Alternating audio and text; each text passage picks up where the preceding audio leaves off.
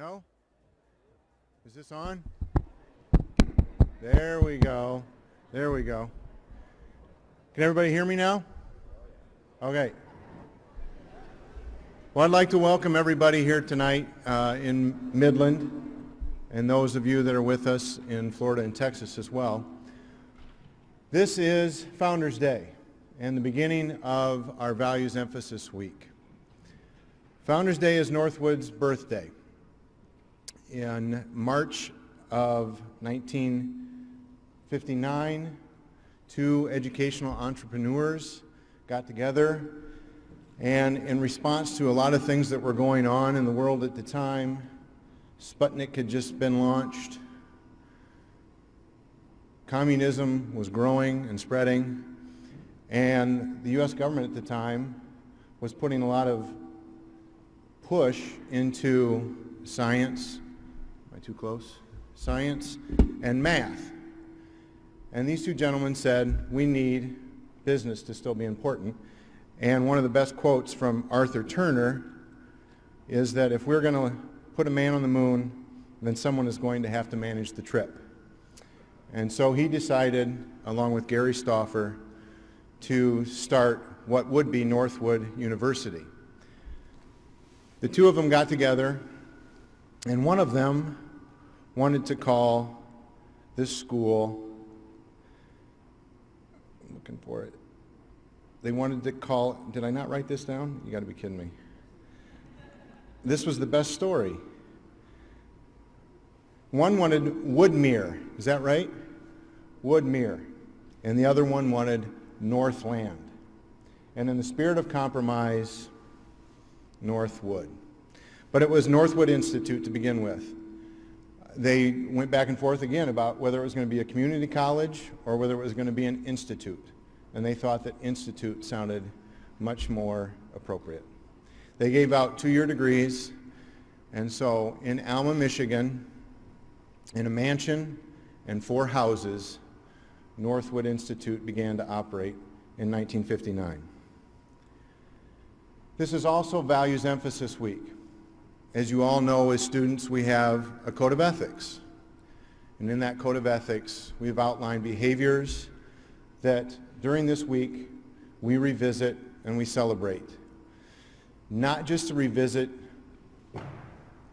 to see them, to read them, to maybe memorize them, although I'm sure most of you haven't memorized it, but it would be great if you did, but to internalize it, to make it part of the way we act, the way we do business, the way we treat others, and the way we see ourselves.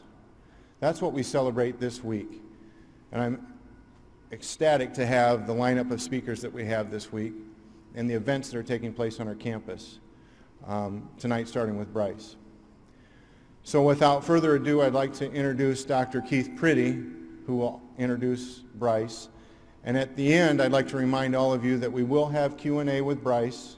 And those of you who aren't with us in Midland can email me, cripe@northwood.edu, and I'll make sure that the questions that you have get to Mr. Hoffman. So, Dr. Priddy, the floor is yours. Thank you, sir.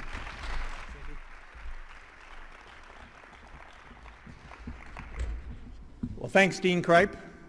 You know, Andy is our new Dean of Students here at Northwood in Michigan, doing a great job. His coffee with Kripe on Friday mornings is so popular. I understand that your coffee is better than the cafeteria. And that could get you in trouble, but you need to all stop in and visit with your dean and spend some time learning about what's going on campus and how together you can make a difference for our university. We're very, very fortunate today to have the author of our OmniQuest book with us this evening, Bryce Hoffman. Bryce is an author. He's a public speaker. He's a consultant. He's a journalist. And in fact, he started his career in California, where he had the opportunity to write about many, many different topics. We learned tonight at dinner that he wrote about forestry and natural resources industries early in his career. Later in California was focused on the biotech industries and the technology industries in California, and then moved to Michigan early in this millennium and went to work for the Detroit News, one of the large daily newspapers in the Detroit metropolitan area. And when he first came to the News, he was assigned the automotive beat and was assigned to work with the Ford Motor Company. And so he had an opportunity to learn a great deal about this important industry in Michigan early in his career here. And later on, as the Ford Motor Company, as all the auto industry, really went into a nosedive during the Great Recession we had starting in 2008, he had the good fortune of getting to know Alan Mulally, who had been asked to come to Michigan from Seattle, where he was an officer in the Boeing organization, and look at trying to save this great family business that has such an important impact in Michigan and globally. And he had an opportunity to get to know this company in a way that very, very few people do. His agreement with Mr. Mulally and with the Ford family and the Ford senior management offered him an opportunity to see the company up close and to ask questions and to literally live and work with them through a major restructuring at a point in time when it really didn't look good for the auto industry, and particularly didn't look good for Ford Motor. And as a young man who grew up in the shadow of the Ford Motor Company in suburban Detroit as a kid, we certainly didn't want to see that happen. And as someone who loves freedom, particularly economic freedom, as we all do at Northwood University, it was heartening to see Ford Motor take the position that they weren't going to take federal money, and they weren't going to take the bailout that was offered to them by the government, but that they were going to find their own way to fight through this economic crisis, fight through the management issues that had plagued the company for literally generations. And they, in fact, were able to do that and became one of the most profitable corporations on the face of the earth in just a few years. And Bryce had the opportunity to see all of this firsthand and to chronicle it in his book, American Icon, which you all are having now the opportunity to read. And I came to know Bryce about 2 years ago. I was invited to a private dinner one night that was going to be all CEOs of major corporations in the private sector. I guess the only two non-private sector CEOs were Bryce and myself. And I knew he had written the book, so I decided I should get a copy of the book and at least know a little bit about it before I met him and these other leaders. So I sat down on a Friday night and started to read the book, looking forward to this dinner on Sunday, and I have to tell you, I couldn't put it down. I read the book, I read it a second time, I learned so much about the history of this great company and about the interactions that have saved this particular company in this go-around and the leadership of Alan Mulally that has made such a difference for our economy, particularly here in the state of Michigan, but the automobile industry, which is one of the pillars of Northwood's history. So after having the opportunity to get to know Bryce and to see him work so collaboratively with leaders, I wanted him to be our OmniQuest author for this semester, and that is how you all have had the opportunity to read this great book. So without further ado, let me introduce to you our OmniQuest author for the spring semester of 2015, Mr. Bryce Hoffman. Bryce?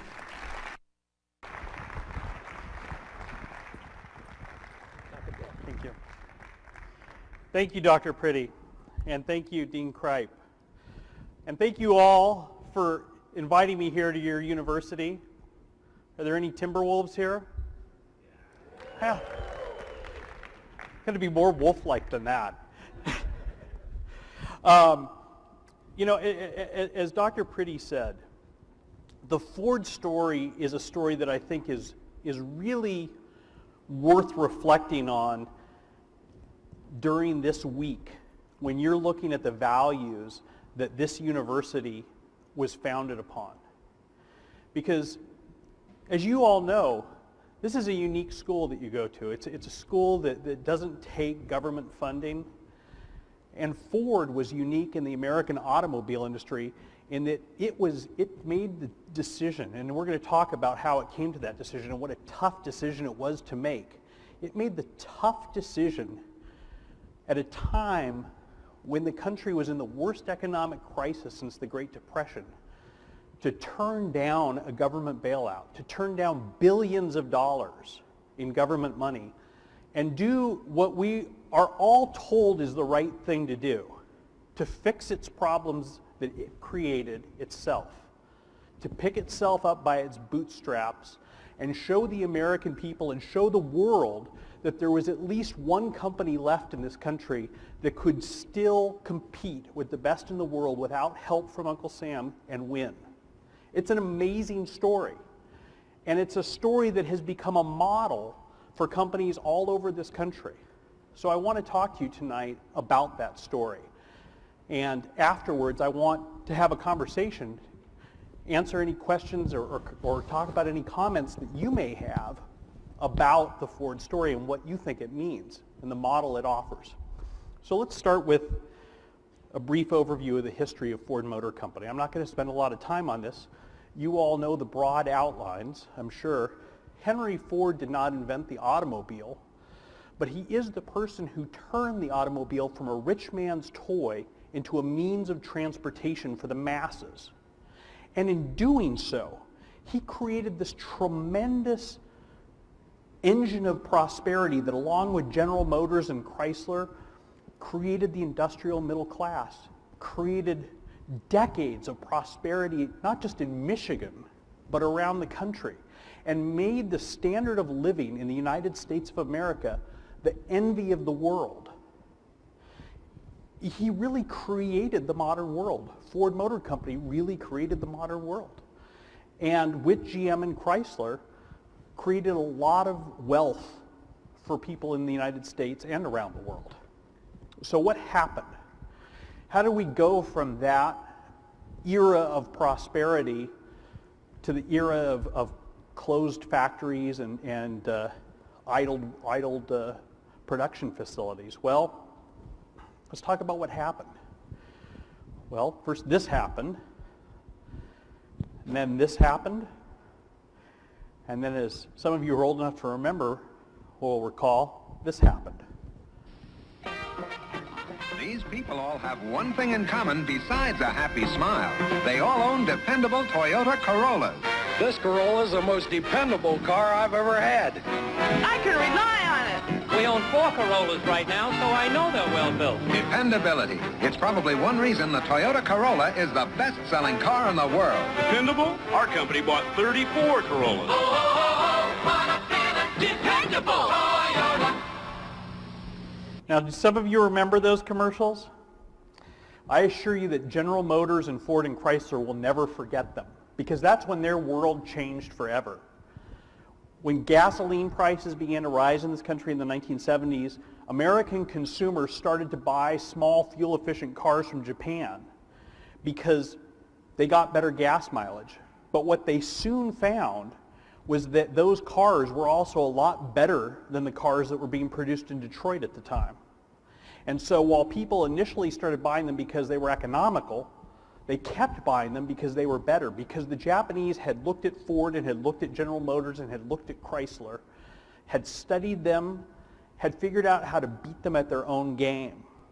And that's exactly what they did. Look at this chart. This if you start in the 1960s up until the auto crisis in 2009, you can see that General Motors, Ford, and Chrysler gave away half of the American automobile industry to their foreign competitors. And what's more stunning than this decline in market share is the fact that none of these companies shrunk to match this decline. They all still had too many factories, too many workers, too many dealers, too many suppliers. They were still acting like they controlled half of the market when they had lost half of it to the Japanese and the Germans. And so things started to get really dire here in Michigan in particular for all 3 companies. And at the beginning of the 21st millennium, things had gotten so bad at Ford that Bill Ford Jr., the great-grandson of Henry Ford, decided to come in and take over the company, because Ford was on the verge of going out of business. Its dealers were alienated. Its employees were alienated. Its products were boring. The company was about to post the biggest losses in its history. It had uncompetitive labor agreements, and it was about to cede its historic position as the number 2 U.S. automaker to Toyota. So Bill Ford came in and you know, he figured his name was on the side of the building, so he should try to save it. And he came up with a lot of plans to save Ford. But every time he tried to change something, he ran into Ford's culture.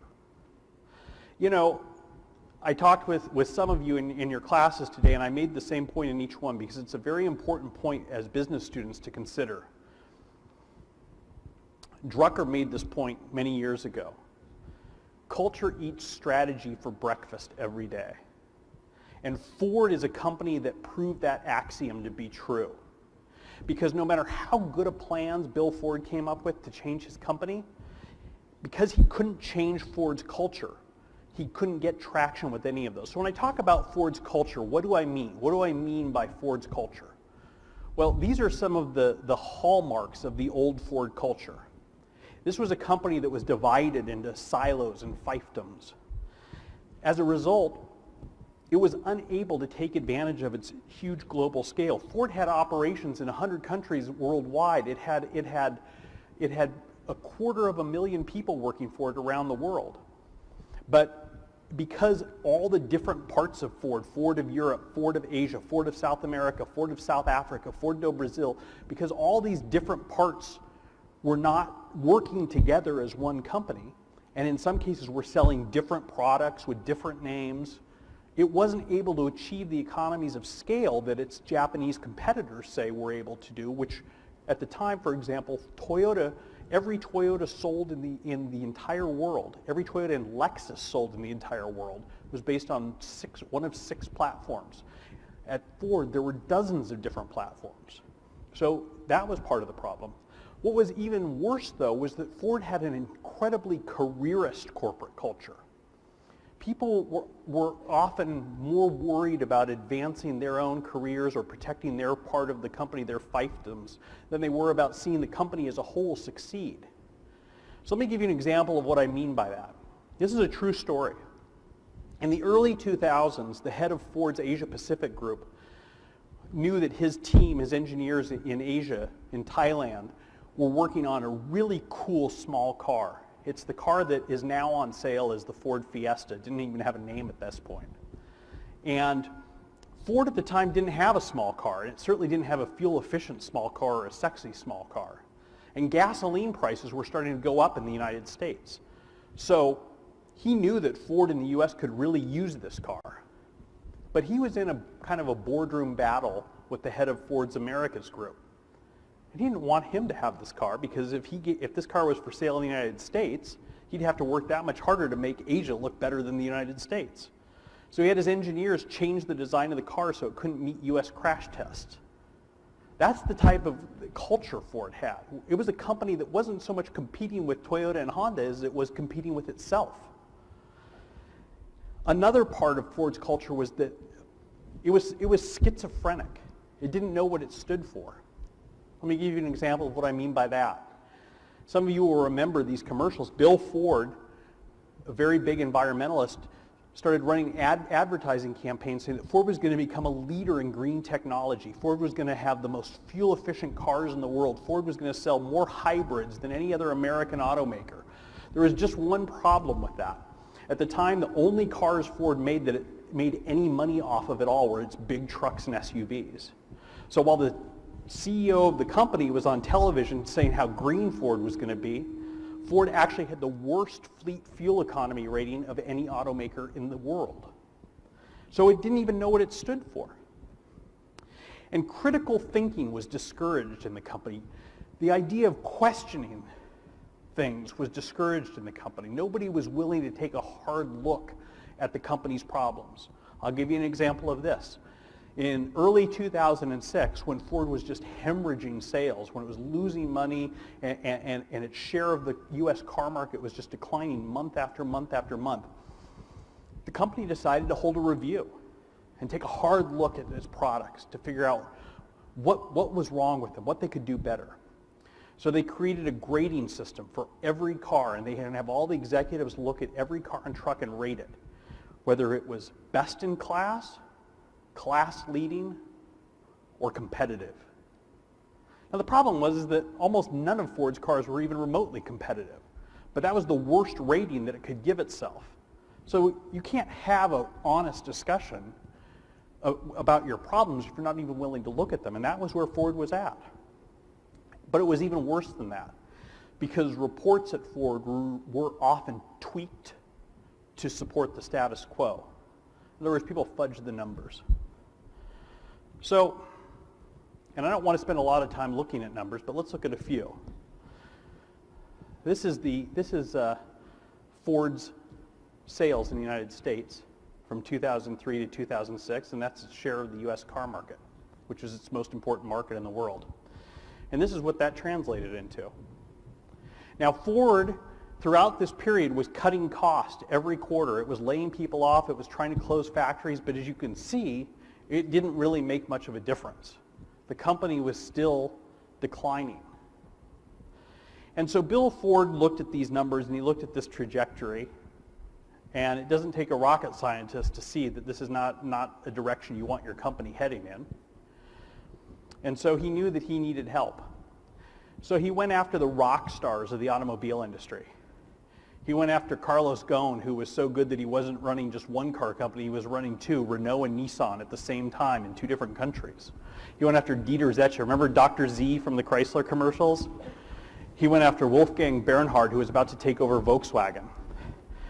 And they all told him the same thing. No.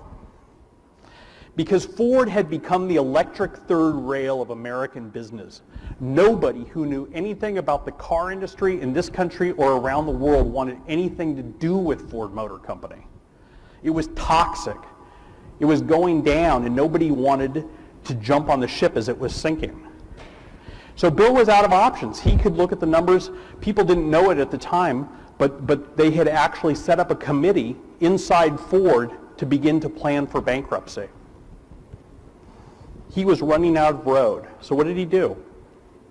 If you're Bill Ford, picture this. You're the great-grandson of Henry Ford. You're sitting in your office on the 12th floor of Ford's world headquarters in Dearborn. You have an oil painting of Henry Ford, your great-grandfather, staring down at you. You're looking out at the Rouge plant with the smoke pouring out over it that he created. And you're thinking to yourself, am I going to be the guy who loses all of this? Am I going to be the guy who lets this die on my watch? So what did he do? Well, he hired an aerospace engineer from Seattle to save his car company. Alan Mulally, president of Boeing's commercial aviation group. Now you might ask yourself, and a lot of people did ask themselves, why in the heck would you get an aerospace guy to save your car company? Well, Alan Mulally had two things going for him. He had already saved Boeing twice. First, from its decades-long battle with Europe's Airbus, which had almost run the company into the ground, and second, from 9/11, which had forced the world's airlines to cancel almost all of their orders for new jets. Alan had one other quality, as he made clear. He's a proud Lexus owner. I remember the day he was hired, it was 5 o'clock, and we got a call at the Detroit News saying, you got to get down to Ford's headquarters in the next half hour because Bill Ford is stepping down as CEO of the company. So I rushed over there, and here's this guy sitting on the stage with Bill. This is actually a picture taken right then. And one of my colleagues said, Mr. Mulally, what sort of car do you drive? Without even pausing, he said, I drive a Lexus because it's the best car in the world. Bill Ford reached over and grabbed the microphone out of his hand, and he said, and it's being keyed in the parking lot as we speak. But Alan grabbed the microphone back from him, and he said, it's okay, because we're going to make Fords just as good, if not better. Now, right there, from day one, from his first day on the job, he hadn't even been in the building for 3 hours, and he's already doing something completely radical for a Ford Motor Company. He's telling the truth. He's saying, you know what, our cars suck, but it's okay, because we're going to make them better. We're going to make them better. So he was telling the truth, and he was offering people hope, and that was something that was really rare in Detroit, honesty and optimism. The other thing that was unusual is that he didn't fire anybody. He didn't fire anybody. Here this guy comes in from Boeing. Everybody expected him to start sacking executives and bringing in people from Boeing to lead the company. And during our first sit-down interview, he came down to the Detroit News about 6 weeks after he started at the company, and one of my colleagues asked him, Mr. Mulally, when are you going to start getting rid of these guys? When are you going to start firing these people who ran the company into the ground? And he looked at us and he said, I'm not going to fire anybody. Ford has the talent it needs to save itself. What it needs is a leader to bring that talent out, to cultivate that talent. A leader to change Ford's culture and let it become successful again. And you all are being trained as leaders. You all are being trained to do just that. That's why this is such an important story, because this is a story about how leaders really change things, how individuals, how one person can change an entire company in the midst of the most amazing crisis in its history, can change it through leadership. But before he could change Ford, Alan knew that he had to get Ford, he had to figure out what Ford stood for. Because, right, we talked about the fact that Ford didn't know what it stood for anymore. So every night in those first few months, he would have someone from the company's archives come and bring a box of goodies up to his office. A box from the days of Henry Ford, magazine ads, product brochures, things like that. And after a few weeks of looking through these, he found what he was looking for. He found this ad that Henry Ford had taken out in the Saturday Evening Post in 1924. And what struck him besides the picture was the headline, "Opening the Highways to All Mankind." And then he read it, and I know you can't read it, so I'm going to blow it up for you.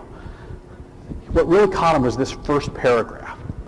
Back of all the activities of the Ford Motor Company is this universal idea, a wholehearted belief that riding on the people's highway should be within easy reach of all the people.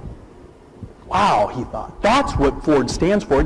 Ford doesn't stand for hybrids or big trucks or any of these things. This is what Ford stands for. Ford stands for democratizing technology, for taking this game-changing technology that was just the exclusive purview of the wealthy and making it available to everybody. And he knew that if Ford was going to become great again, that it had to return to that original vision. So armed with that vision, he began to look at where Ford was at, and it didn't take him very long to come up with a simple 4-point plan to save the company. This was the plan to save Ford Motor Company. This was the entire plan. It wasn't binders of strategy. It was these 4 points. And if you read them, they're pretty radical. Aggressively restructure to operate profitably at the current demand and changing model mix. Build products that people actually want to buy. Finance our plan and improve our balance sheet, and work together effectively as one team. This might seem like business 1.1, business 100 stuff to you guys. And it is, it should be, but in Detroit in 2006, this was radical thinking. Because none of the car companies were doing any of these things. None of the car companies were matching their production to the actual demand for their products. None of the car companies were developing cars and trucks that people actually wanted to buy. None of the car companies were financing their operations effectively, and none of the leadership of any of the 3 car companies was working effectively together as one team. So this was Alan's plan. And the reason it was so simple was because Alan wanted to make sure that everyone who worked for Ford Motor Company, from the factory floor to the C-suite of the company, could understand this plan, could understand how they could help achieve these goals, and could embrace this plan.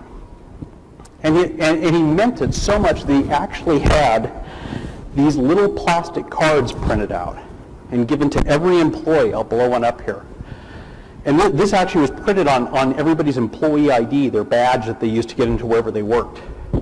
So that everybody in their pocket had the plan right there. There was no question, it was there. And he repeated this. Every time he opened his mouth, he started by repeating these 4 points. Ford started every leadership meeting by reciting these 4 points. It started every press conference with these 4 points. It started every analyst call with these 4 points. I can remember in the spring of 2007, Alan, during the New York Auto Show, gave a keynote address to all the Wall Street analysts who cover the auto industry. He'd been on the job for 6 months. And afterwards, the next week, I happened to have an interview with him in Detroit. And we had started to get to know each other. We'd started developing a rapport. And he asked me, he said, Bryce, what did you think of my speech in New York? Did people like it?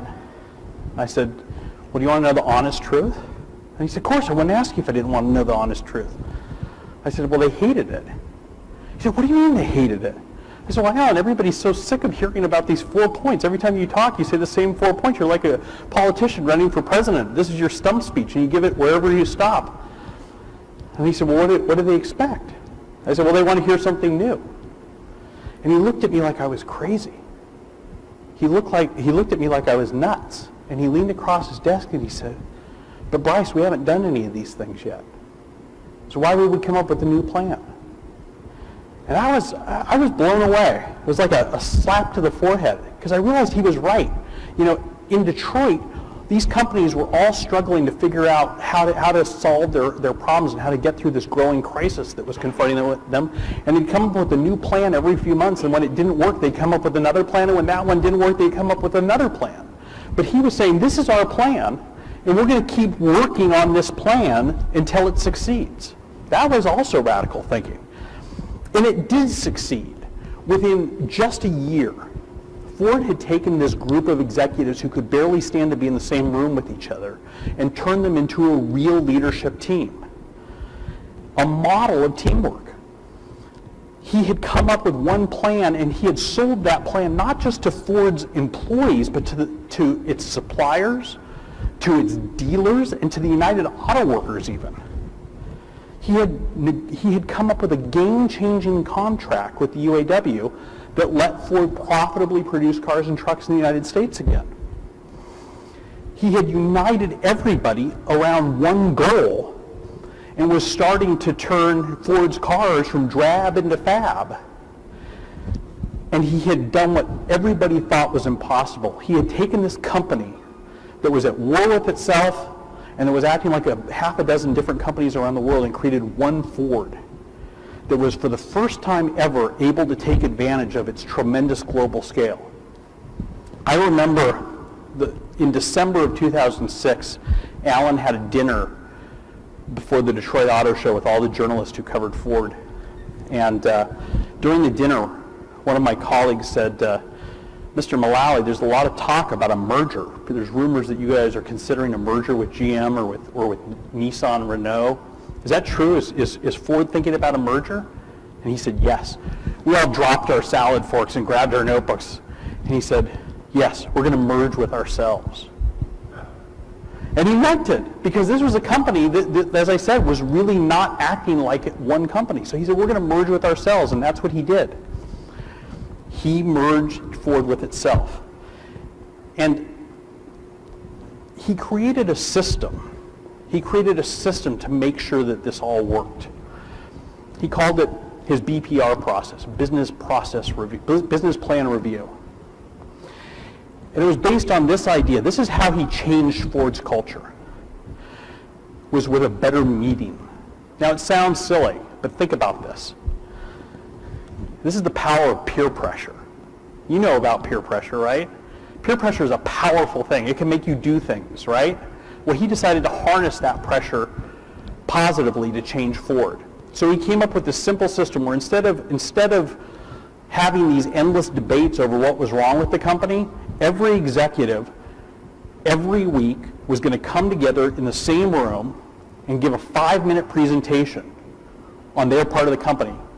The director of human resources, the director of manufacturing, the head of Ford Asia Pacific, the head of Ford South America. Everyone was going to give a 5-minute presentation every week on their part of the company. And they were going to do it using a simple color-coded system.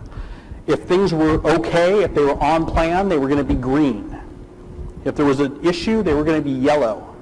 And if there was a problem, they were going to be red. This is the system that Alan used to turn Boeing around.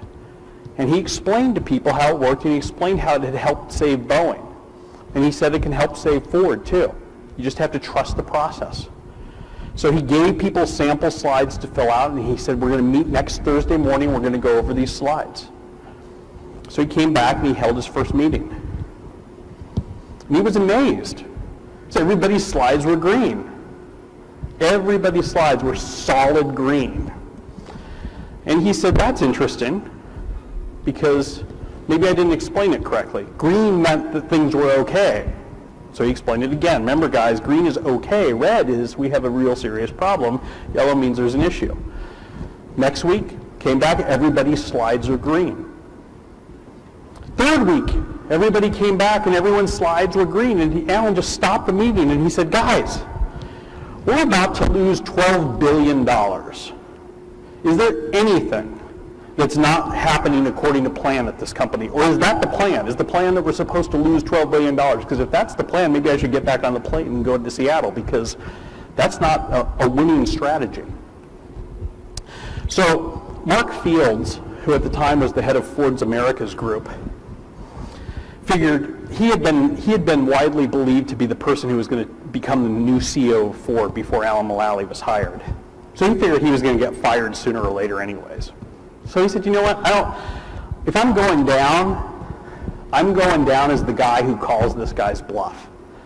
Somebody has to see if Alan Mulally is for real. He says he wants to know the truth. He and all the other executives thought it was just a big setup. That he really wanted them to do was admit they were screwing things up so he could fire them. So he said, if I'm going to go out, I'm going to go out as the guy who sees if Alan Mulally is for real. And this was December of 2006, and Ford was about to launch one of its most important cars in years, the Ford Edge. It was going to be Ford's first crossover, which was the fastest growing segment of the U.S. car market, and Ford didn't have a car to sell in this segment. So Mark Fields knew what no one else at Ford Motor Company knew. He knew that there was a problem with the Ford Edge. They had started putting them on train cars in Ontario, where they were built, in Canada, and the drivers had said that every time they drove up on the ramp to put them on the train car, they heard a ka-thunk in the back of the car. Now, a ka-thunk is not a good sound, particularly in a new car. And they didn't know what was causing this particular ka-thunk. But at the old Ford, that would be okay. At the old Ford, it was December, bonus checks get written in December. Nobody wants to raise their hand and say, I have a major problem with the most important new car here, right? As they're about to decide how much bonus money you're going to get. And at the old Ford, there was a lot of optimism. People were very hopeful. They just weren't very realistic. So they might have said, there's a lot of the tracks between here and Canada, they're kind of bumpy. Maybe everything will kind of jitter itself into place by the time they get to the United States. At the old Ford, you would have just shipped the cars and hoped for the best. But Mark decided that he was going to see if Alan Mulally was for real. So the next week, his turn to present his slides came up, and he brought his slide up that showed all the different product programs in North America, and it was red. And he said, as you all can see, there's a problem with the Ford Edge. We don't know what it is. We're going to hold the launch. There's dead silence in the room. I talked to every man and woman who was in that room, and they all told me the same thing. They were sure Mark Fields had just fired himself from Ford Motor Company. But instead, Alan Mulally starts clapping loudly. He's like, wow, that's awesome, Mark. That is great transparency. Thank you so much for that, Mark. Who can help Mark with this problem? And then, of course, everybody jumped up and was trying to trip over each other to offer their help. The head of purchasing was like, well, I'll find out who the supplier of that suspension is and get them to send their engineers up to Canada. And the head of quality said, I'll send an A-team up there right now to figure out what the problem is. And when they found out that that was okay, that it was okay to tell the truth, well, as Alan told me, it was like a beautiful rainbow. Now, as one of the other executives told me, it was like an opening of a CSI episode where there's blood splattered everywhere because that's how red the slides were the next week. But Alan said that was the moment that he knew that he could save Ford Motor Company, because he had finally got people to trust the process and to admit that there was something wrong and to show what was wrong with the company. And now that they knew what was wrong with the company, they could fix it. And that's exactly what they did. Look at this turnaround. Alan Mulally starts in late 2006. Look at this comeback. You will never see a turnaround like this in business. It was amazing. And this wasn't through cost cutting. This was through changing Ford's culture. So things look pretty good, right? But unfortunately this happened. And then this happened. And then auto executives came back to Capitol Hill to make their case one more time for a $25 billion rescue, and lawmakers' deep skepticism gave way to sparring. Can you just tell me in absolute terms how much money do you need to survive General Motors from today until March 30th? Congressman, it's going to depend on what happens with suppliers and markets. I understand it. Give me your worst case scenario. The worst case scenario, the amount of money would be significant. I mean, we have suppliers. What is significant? $5 billion every month. GM's CEO could not fully answer that question, but he insisted $25 billion will keep them afloat. 80% of consumers said they would not buy a car from a company in bankruptcy. But their urgent cry for help was undercut by news of corporate excess. ABC News reported the big three CEOs flew to Washington to ask for taxpayer money on costly company jets. It's almost like seeing the guys show up at the soup kitchen in high hat and tuxedo. I'm going to ask the three executives here to raise their hand if they flew here commercial. Let the record show no hands went up. Second, going to ask you to raise your hand if you're planning to sell your jet in place now and fly back commercial. Let the record show no hands went up. Spokesmen for the auto executives insist using private jets is standard practice for security reasons. Meanwhile, with time running out, auto bailout supporters scrambled behind the scenes for compromise on the major divide, where the money should come from. We should not leave without trying to find common ground between those two pots of money, both of which exist, and we're working it hard. But back at the hearing, evidence of Detroit's huge challenge. But damn it, I don't want to help again and get it stuffed back in our ear at home that you took the money and you blew it. Now, it probably won't surprise you if I tell you that that was the worst day in Alan Mulally's life. Even though General Motors took the brunt of the attacks that day, sitting there on Capitol Hill with the elected representatives of the American people on national television telling you what a big idiot you were was not a very pleasant experience. But that, believe it or not, is not why that was the worst day of Alan Mulally's life. The reason why that was the worst day of Alan Mulally's life is because as he sat there between the CEO of General Motors and the CEO of Chrysler, all he could think about was they don't get it. The men and women in Congress, they don't understand what we've done. They don't see this. They don't see this turnaround that is happening at Ford Motor Company.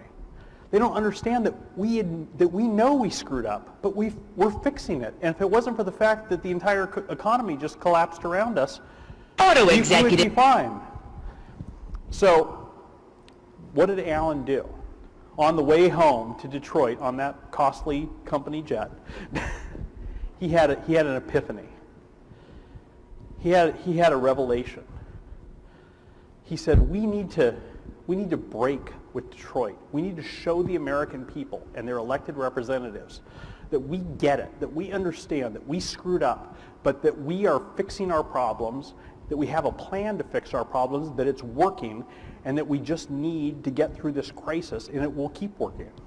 So the next day, he made what is probably the most audacious proposal in recent business history. In front of his leadership team, Alan said, guys, what if we withdraw our request for a bailout? What if we tell Uncle Sam, thank you, we appreciate the offer, but we've got this. We're going to fix our problems ourselves. We're going to do it with our own money. We're not going to take your money. We'll do this ourselves.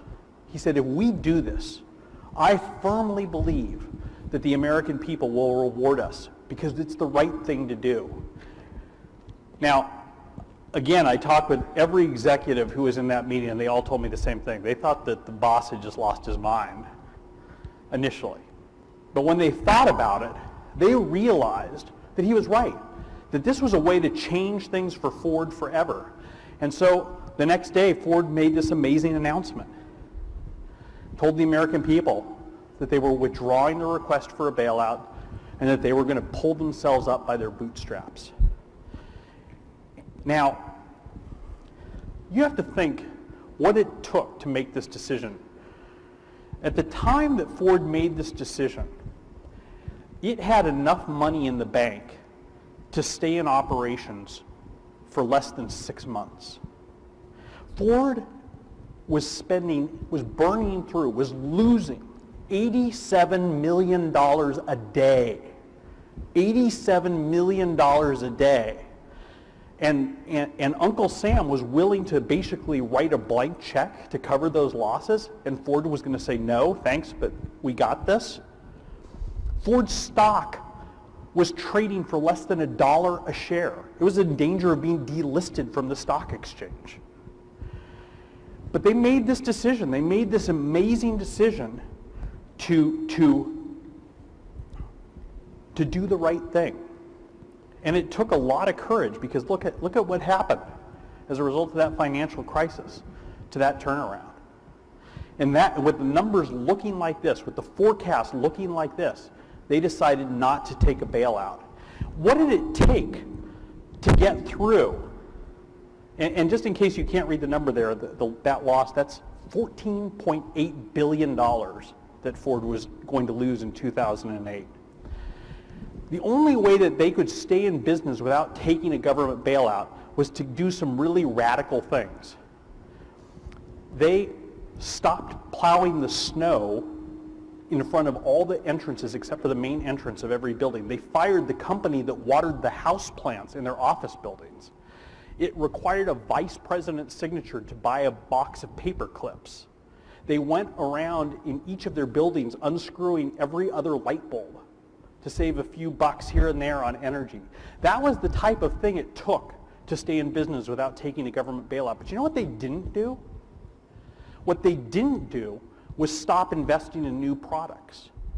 Now think about this. You only have enough money in the bank to stay in business for another 6 months, and you're going to go ahead and spend millions of dollars developing new cars? That's pretty risky. And it was so risky, in fact, that the chief financial officer of Ford said, I can't do this. I can't authorize this. If we're not going to take a government bailout, we have to at least freeze everything. And he told Alan Mulally, he said, look, he said, I'll go along with your plan not to take a government bailout, but if we're going to do that, we have to stop spending money on new cars and trucks, because we might go out of business if we keep spending what little money we have left. And Alan looked at him and he said, you're right. We might go out of business if we keep spending money on these new cars and trucks. But you know what? If we don't spend that money, we're definitely going to go out of business. Because we've been going out of business for the past 30 years. You just didn't realize it.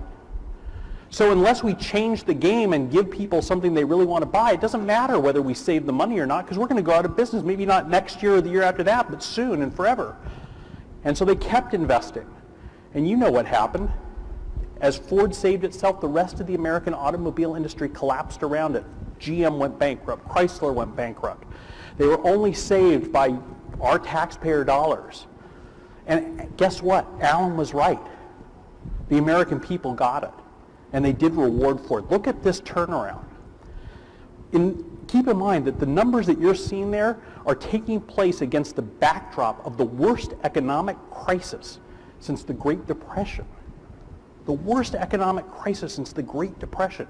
Look at that comeback. It's amazing.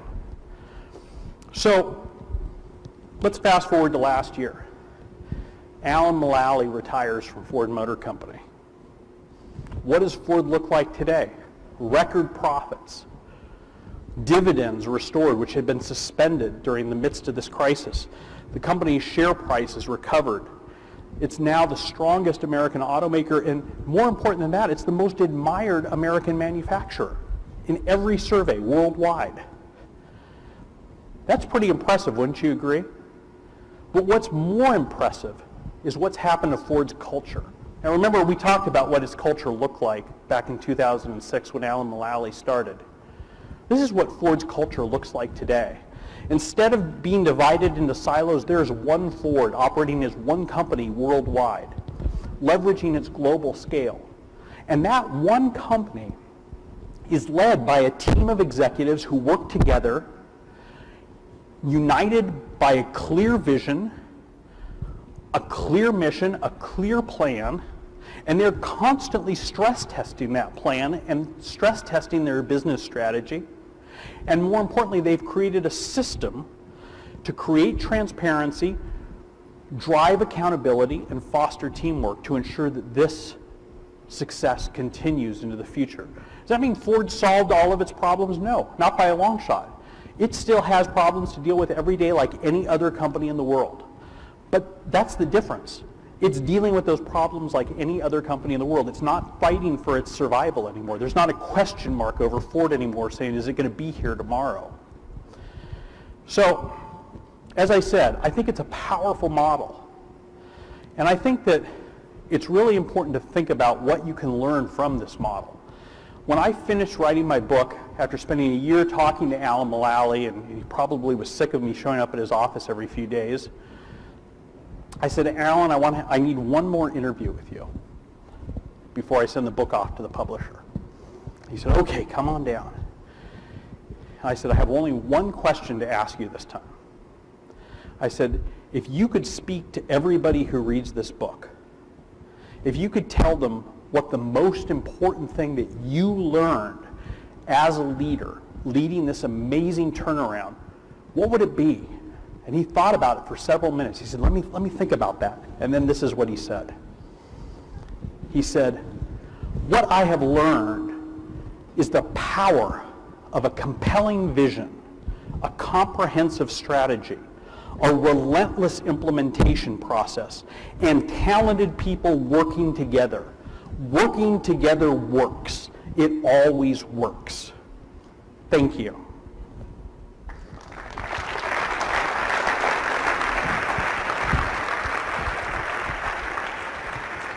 Now I want to start practicing working together right now.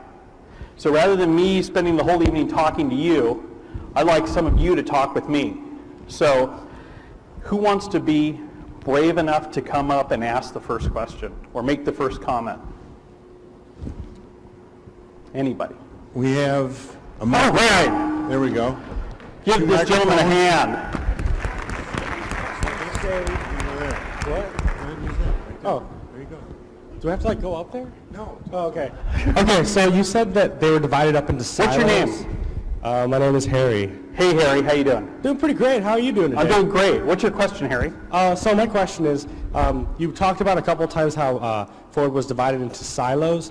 What specific action plans did he do to break those silos down and get communication working all across the globe? So that's a great question, Harry. And the answer to that is this weekly meeting. This business plan review meeting. Before, all the executives of Ford Motor Company maybe met once or twice a year.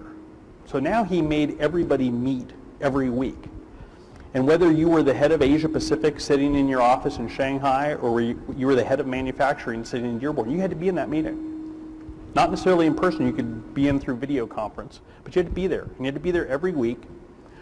And you had to share your data with the rest of the team, but you also had to look at everybody else's data.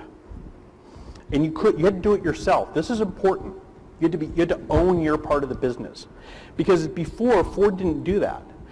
The first meeting that Alan had, he said, you can bring anybody you want, but you have to present your data. Now that, as I think you probably have gleaned, some of the executives were a little slow catching on to this process. So the very first meeting, one of the executives, when Alan said, it's your turn to present, he motioned for one of his assistants to come up and give the presentation. And Alan said, no. He says, you're the head of this group. You're the leader. I know you know what's going on in your organization. Why don't you share it with us? The guy kind of looked at his shoes because he had no idea what was going on. He said, it's okay, because I know you'll have it next week. And from that moment on, people had to own it. They had to be responsible for their part of the business. And they had to own it with their peers. So he created an environment where people could lead as one Ford. The other thing he did was he changed the compensation system so that people were invested in one Ford. And what do I mean by that? Well, before, in the old Ford, if you were that head of Ford's Asia Pacific group, your bonus, and keep in mind, if you're a senior executive at an automaker, most of your compensation is your bonus. Your bonus was going to be determined mostly by how successful Ford Asia Pacific was. So if you made decisions that were great for Ford Asia Pacific, but not so great for Ford of North America, it's okay. You're going to get a big bonus. Under Alan's system, it's that 4-point plan. Everybody's bonus, Harry, was based on achieving those 4 goals and helping the company as a whole achieve those 4 goals. So if you wanted a big bonus and you were the head of Ford Asia Pacific, you better help your friend who's the head of Ford America and Ford of Europe do a good job meeting their goals too, because otherwise you're not going to get a bonus. So he made everybody invested in Ford's success. And he didn't just do that with the senior executives. He did that at every layer of the company. So what do I mean by that? He did that with the UAW. He went to the United Auto Workers Union. He could have come at them with a baseball bat and said, you know, you guys, we can't properly make cars here. I'm getting rid of all this production in the U.S., going to send it all to Mexico. He could have threatened them. He could have done anything like that. Instead, he showed them the new cars and trucks that Ford was going to build, and he said, I want to build these cars in the U.S., but I can't do it right now because it's not profitable. I'm going to build these cars somewhere, but if you help me, if you change the contract so I can do it profitably in America, I'll build them in Michigan. And to its credit, the UAW changed the contract, and some of those cars that we're talking about right now are being built in Michigan that were originally supposed to be built in Mexico. So at every level, he made everybody invested in the success of this one Ford vision. That's how he did it. Great question, Harry. Who's next? I'm happy to bring the mic to you. What was the timing of the mortgage of the Ford Motor Company and the meeting of the Big Three in Washington? Because I know they mortgaged everything, including the Oval. Yes. You know, and so you remember the third point of Alan's plan was financing the plan. And so one of the first things he did at the end of 2006 was to go and, as he likes to put it, take out the biggest home improvement loan in history. Borrowed $23 billion. He borrowed $23 billion just as the gates of the global credit market were slamming shut. It was GM at the time made a lot of jokes at Ford's expense about how desperate this made Ford look, because as you rightly pointed out, to get these loans, they actually had to mortgage the Blue Oval itself. Now, you might think to yourself, that's just kind of, you know, an interesting fact, doesn't really mean anything, but it did. A friend of mine who was a vice president at JP Morgan told me, and was one of the banks that underwrote that financing deal, told me that within a week of announcing that Ford had mortgaged the Blue Oval, the Ford logo, the Ford name, they had calls from 3 different Chinese automakers saying, if Ford goes bankrupt and defaults on these loans, you just name your price and we'll buy that, because we can slap that Blue Oval on the hood of every Chinese car we make and sell it around the world as a Ford. So that was a real threat. And so Ford had done that. They had taken that risky move. Some people say they were lucky that they had done that while they still could, and that's why they saved themselves. But here's the thing, at the time, General Motors could have done that too. But instead, GM executives were making jokes about how desperate Ford looked by mortgaging its name.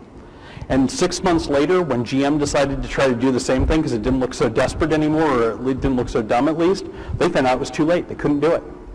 That ship had sailed. So yeah, they had to finance everything they did in December of 2006. And that's why they had enough money to stay in business for 6 months when they decided to pass on the government bailout.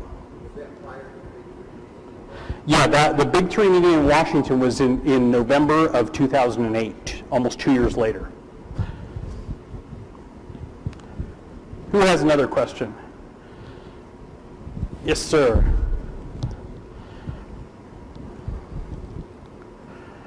You do not have to come up to the front of the stadium. What kind of car do you drive? A Ford. You can see it in the parking lot. Thanks for asking. Not a Lexus. Who has another question?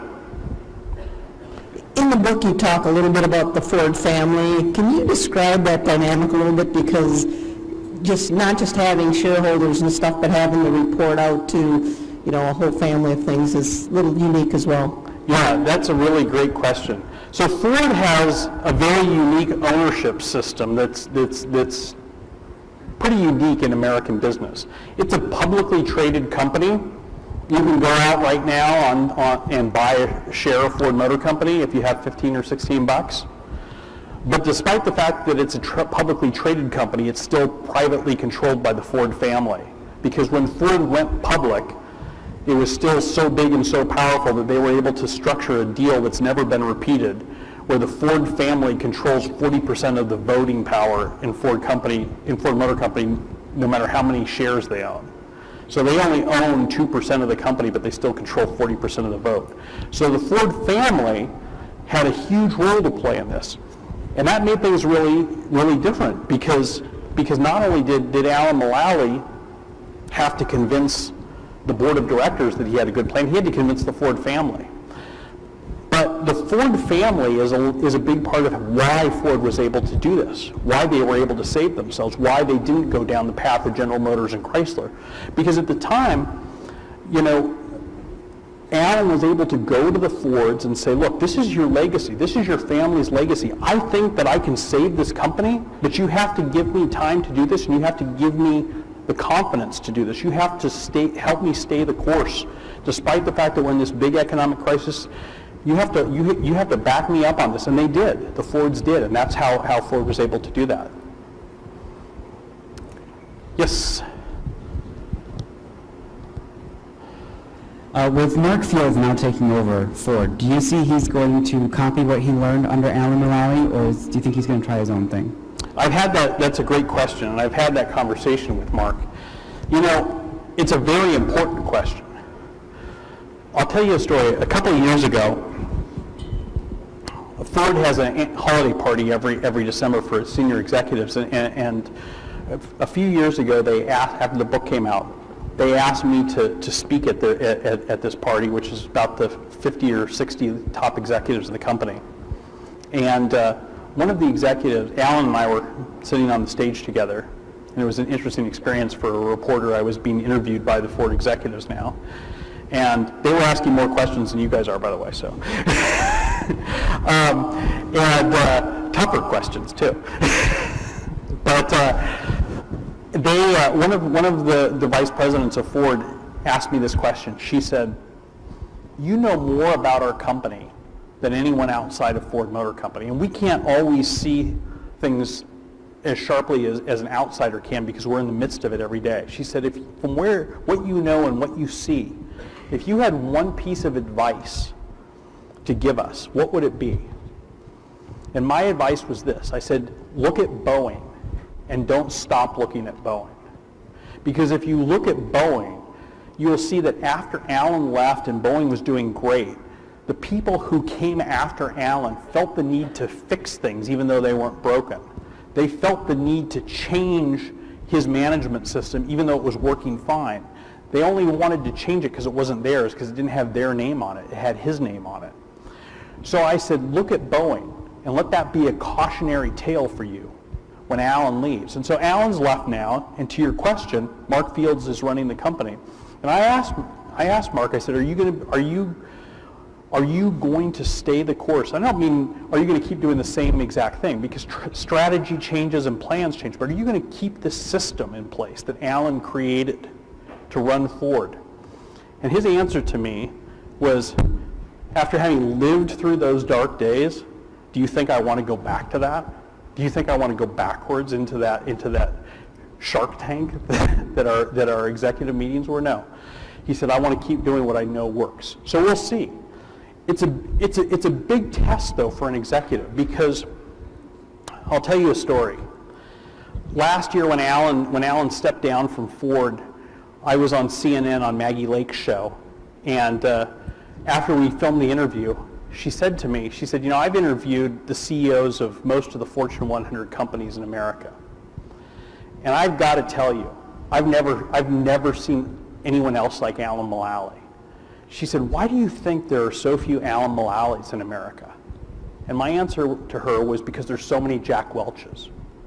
Because we have created a model of CEO leadership in this country where the CEO has to have all the answers. The CEO has to be the big dog who changes things with the force of his personality or her personality.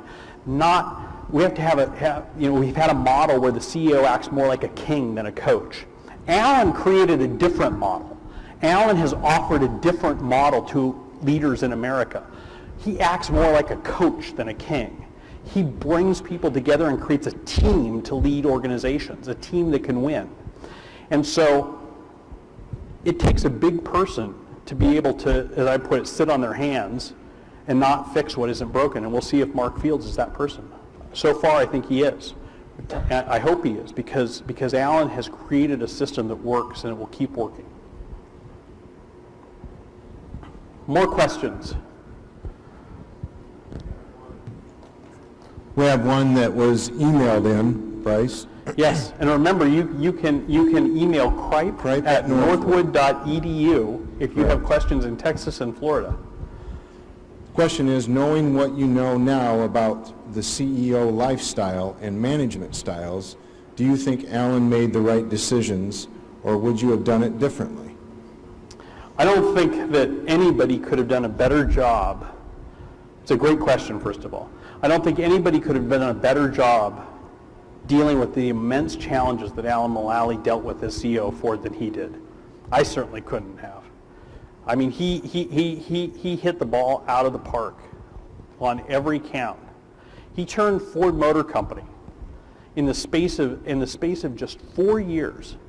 He took Ford Motor Company from the brink of bankruptcy to becoming one of the most profitable manufacturing companies in the world. From the brink of bankruptcy to one of the most profitable manufacturing companies in the world, and he did it against the backdrop of the worst economic crisis since the Great Depression. That's pretty amazing. That's pretty amazing. So no, I wouldn't have done anything differently. I think he did exactly the right thing, and I think it's an amazing story. Now, does that mean that every decision he made was right? No. He made mistakes. There were things that he didn't understand coming from outside the auto industry. I'll give you one example. When he started at Ford, he went and asked them to assemble all the different Fords that were sold in the United States in a showroom so he could see what the company sold. And he looked around and he said, "Where's the Taurus?" They said, "The Taurus?" He said, "Yeah, I remember renting the Taurus a few times over the years. I thought it was a pretty good car. Where's the Taurus? Didn't it used to be the best-selling car in America?" All the engineers looked at their shoes and they're like, "Yes, sir, we just killed the Taurus. The last one is going to roll off the assembly line next month." And he looked up and he said, "Well, why would you do that? Why would you take a brand that everyone in America knows and kill it?" And they said, "Well, we didn't really invest in it, so it wasn't selling very well, and we thought it was better just to kill it." So he said, "Well, that doesn't work for me." He said, "Let's bring it back." Well, there was a problem. The car that replaced the Taurus was the Ford Fusion, which at the time was Ford's best-selling car. It was, in fact, the only car Ford was making that was getting good reviews. So they couldn't very well kill the Fusion, which was the only good thing they had going for them. just to put the Taurus name back on, and they told Alan that, and he said, well, then find another car to make the Taurus. So they took the Ford 500, which was really boring and ugly, and gave it a facelift and called it the Taurus. But the problem was the Ford 500 was a lot bigger car than the Taurus was, and it cost a lot more money, so that when people who still had Tauruses took them into showrooms to trade them in, they fell backwards when they saw the sticker price of the new Taurus, and then they looked at it and they said, wait a minute, that's a lot bigger car than I want. So, that's just an example of a little misstep that he made. But it wasn't a misstep that cost the company at all in its future, that derailed any of this turnaround. On the big things, he did all the right things. More questions? Anybody? No? Don't make it easy on me. Anybody? Yes, thank you.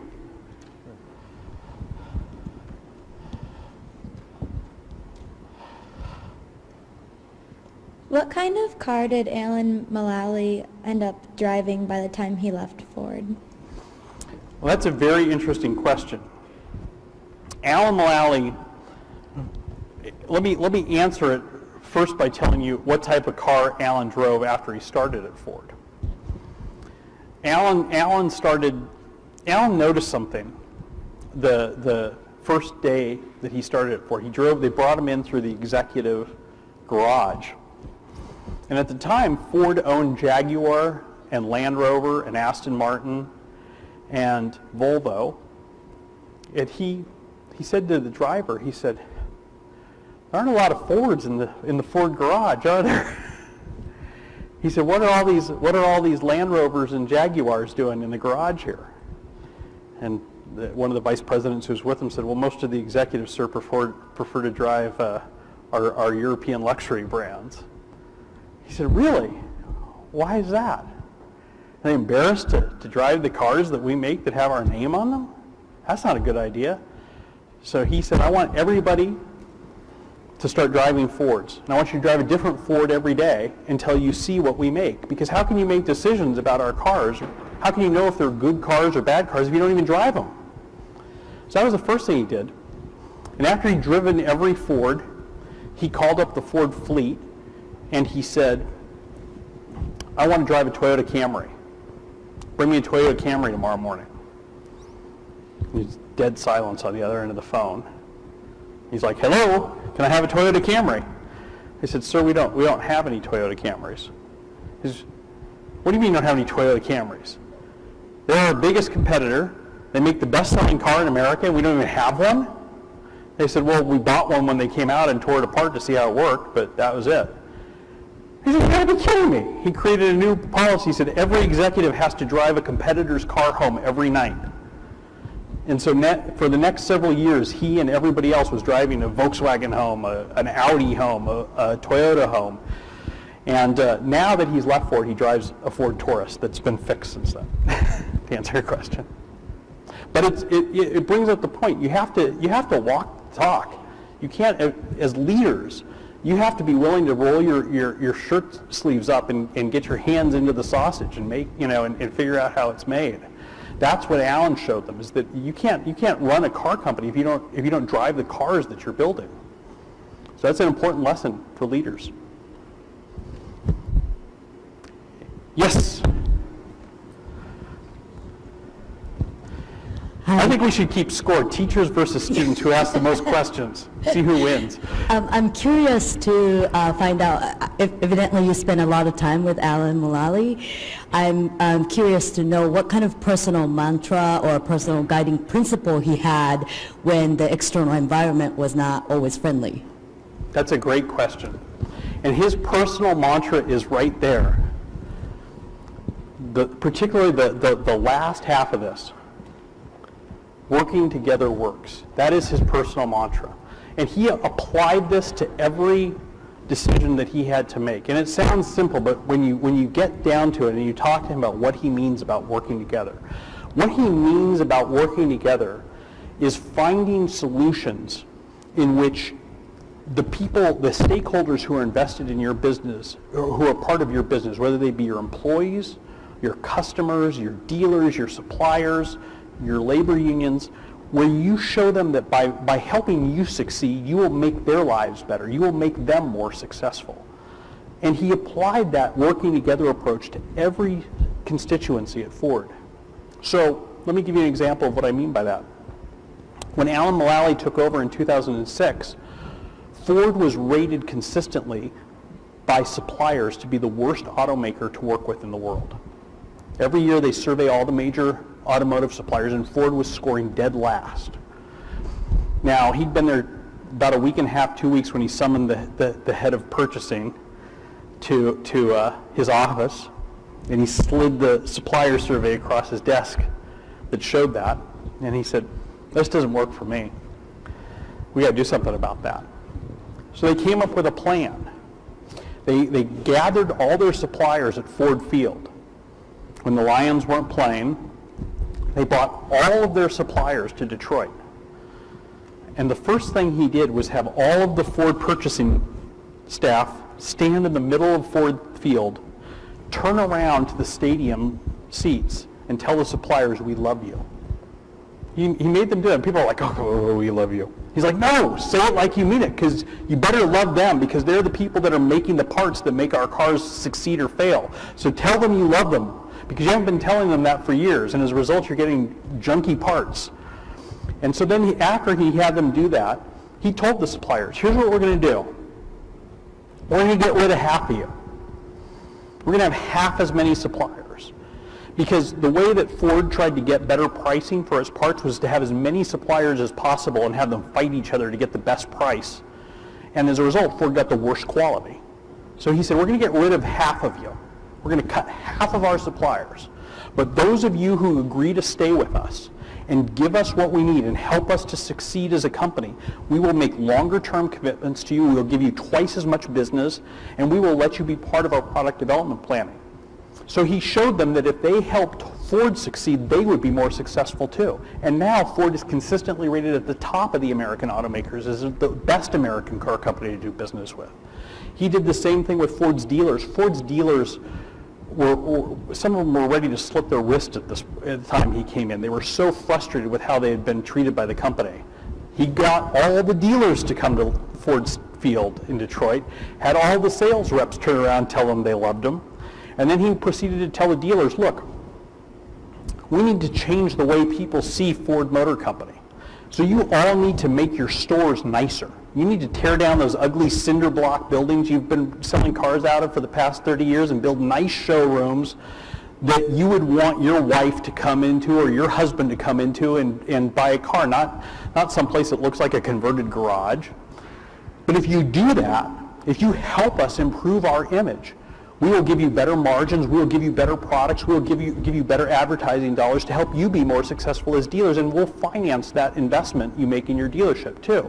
So he showed them, the dealers, that by making Ford more successful, they would be more successful. So that's his personal mantra, and he applied it consistently with every constituency. Great question. Any more questions? Thank you. Thanks. Teachers are winning. Yeah.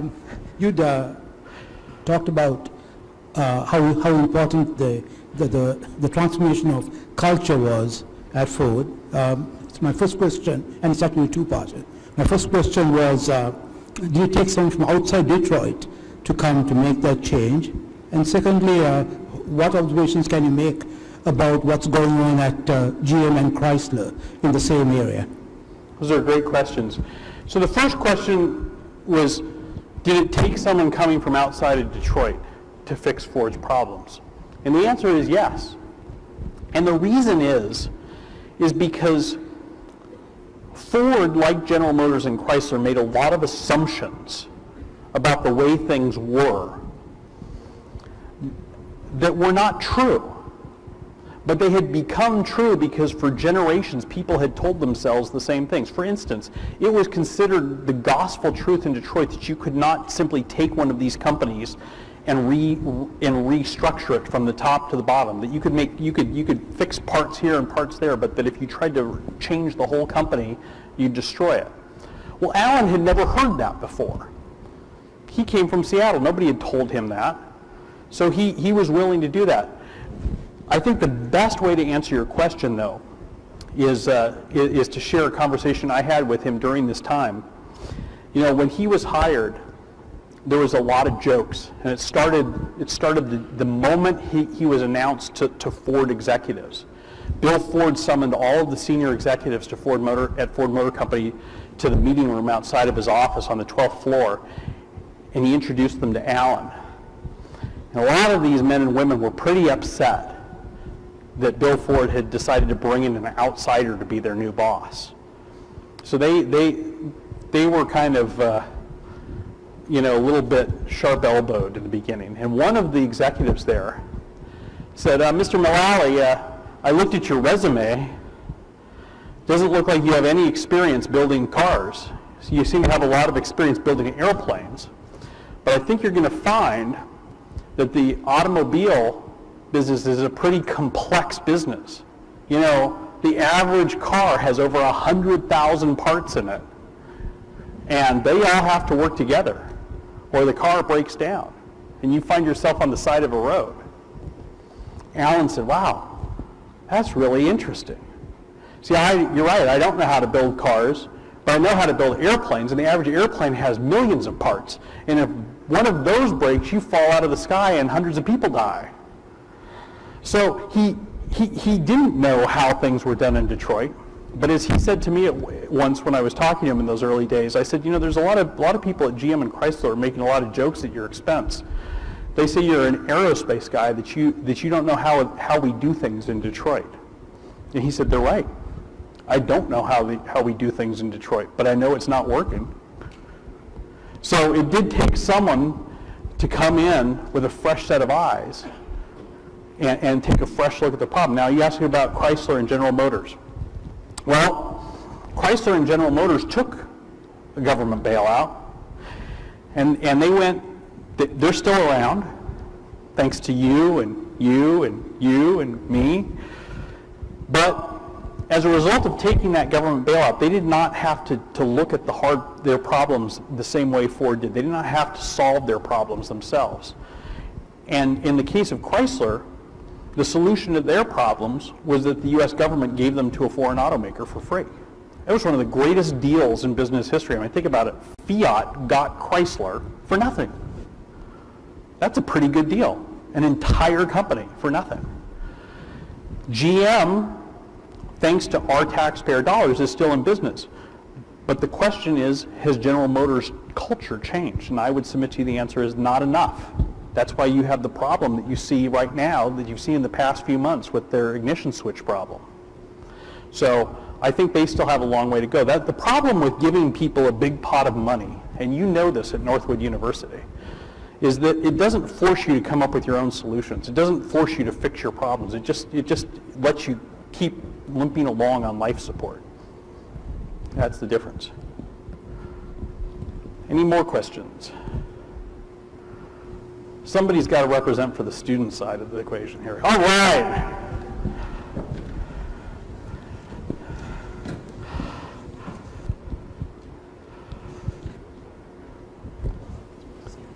I want you to stand up.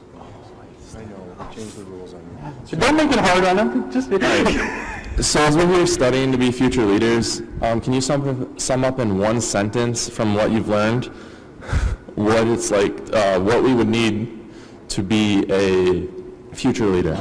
Ask more questions. I mean that. I'm not just saying that. You know, the professor made the point, did it take an outsider coming in to Ford to save it? And the reason the answer was yes was because no one in Ford was willing to ask the questions that Alan was willing to ask. They just assumed that the way the company was doing things and had been doing things all along was the right way to do things. So Alan came in, and all he did was ask questions. He'd say, why do we do things this way? Why do we need to have 8 different brands? Why don't we just have Ford? Why do we need to have all Ford of Europe and Ford of Brazil and Ford of South America? Why don't we just have one Ford? He asked those tough questions. And that's what leaders do. Leaders have to ask the tough questions, because it's by asking questions and by thinking critically that you find the solution to the problems. The other thing that leaders have to do is inspire people. They have to walk the talk, and that's what Alan did too. Is he didn't just come up with this plan, he made all the executives live it. That was the whole thing about driving a different car home every day. So as leaders, what I would challenge you all to do when you go out into the workforce, and whether you're in charge of a team or an entire corporation, is to ask the tough questions and don't stop asking the tough questions, and inspire people. Lead them with your own example. Because you know what? One of the things that I have learned in this process is that people want leadership. People want someone to show them the way forward. They want someone to come in and say, you know what? Times are tough, but we can get through this. Here's how we're going to get through this. Trust me, and I'll show you the way through this. Being a leader doesn't mean that you have to have all the answers. I remember in the first town hall meeting Alan had with his staff, a woman raised her hand and got up and said, this is his first day on the job. She said, Mr. Mulally, I've been on the internet, I've been looking at what you did at Boeing, and I know you saved Boeing, but you saved Boeing by cutting a lot of jobs and by closing factories and doing some pretty painful stuff. I assume you're going to want us to do the same thing. So I'm going to ask you a question. If we back you, if we do the hard things that you're going to ask us to do, will you promise me right here today that it will work, that you can save Ford Motor Company, that we will all have jobs 10 years from now, that we'll do this? And he smiled at her and he said, I'd love to do that for you, but I'm not a fortune teller. I can't promise that to you. I don't know if it's going to work or not. But what I do know is this. If you trust me and you do what I ask you to do, and you all get behind this plan, then all of us, whether we succeed or fail, we will know that we did everything possible to save Ford Motor Company. And if it wasn't enough, then we'll go home and we'll go do something else with our lives, but we will know when we go to bed at night that we didn't leave anything on the table, that there was no lever that we didn't pull, that there was nothing that we didn't try to save Ford Motor Company. That's what leadership is about. All right. I'll let you off the hook. Thank you very much, and have a great night.